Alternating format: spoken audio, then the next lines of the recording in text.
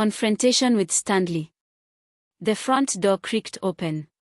Stanley was standing there, silent and imposing, his tall frame blocking the entrance, like the doorway itself had become a wall between us. His eyes, dark, sharp, found mine immediately.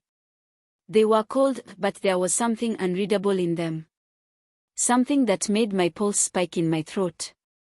I wanted to look away, but I couldn't. His gaze sank into me, all-encompassing and suffocating. "Where were you?" His voice was low, steady, but the tension in the air made it tremble. Like a wire pulled too tight, ready to snap. I opened my mouth, but no words came out.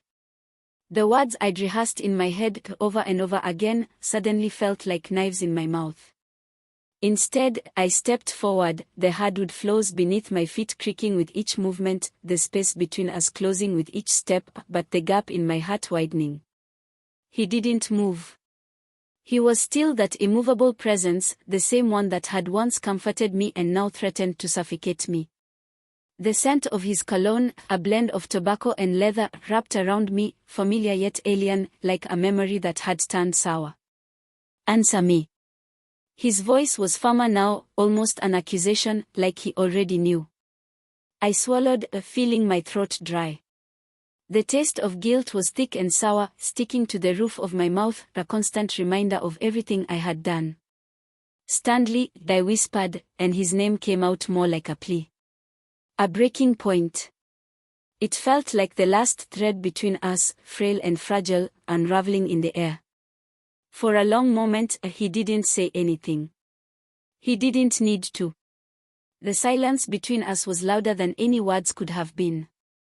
I felt the heat of him, the tension rolling off him in waves, like a furnace I couldn't get away from, even though we were standing in the chill of the hallway.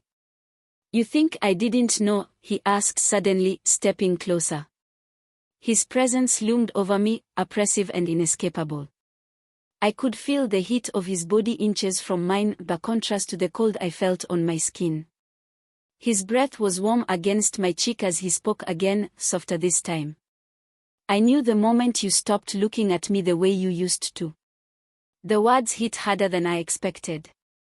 Like being slapped, but without the sting, a cold, hollow ache in my chest that spread like wildfire. My pulse was thudding in my ears now. The weight of his gaze, the heat of his proximity, all of it made me dizzy, like the walls were closing in. "You lied to me." His words were venom now, dripping with accusation. His fingers grazed my arm, sending a jolt through my body. His touch was electric, but in a way that felt wrong. It didn't comfort me anymore. It burned. I didn't what? He cut me off, voice rising. "You didn't tell me you were seeing him. You didn't think I would notice." He stepped back, shaking his head. The sound of his boots on the floor echoed through the hallway, as if marking the distance that had grown between us, whether I liked it or not. "You think I'm stupid?" His tone darkened, more dangerous now. The words cut through the air like a blade. "No," I breathed, but it came out weak, unconvincing. His gaze narrowed, and I could see the hurt in his eyes, raw and exposed, like a wound I'd caused but couldn't undo. "Then why, Sylvia?" he asked, the name sounding foreign coming from his lips. It was a jagged thing now, jagged like the hole I'd torn in everything we had.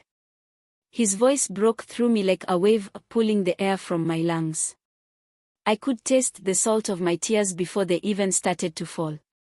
I trailed off, my throat tightening, choking on the words. How could I explain what had happened between us? How could I justify the fire that had burned so hot I couldn't resist?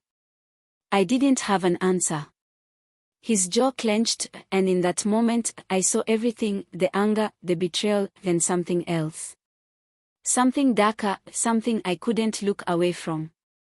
The air between us was thick now, suffocating, and for a second, I thought I might choke on it.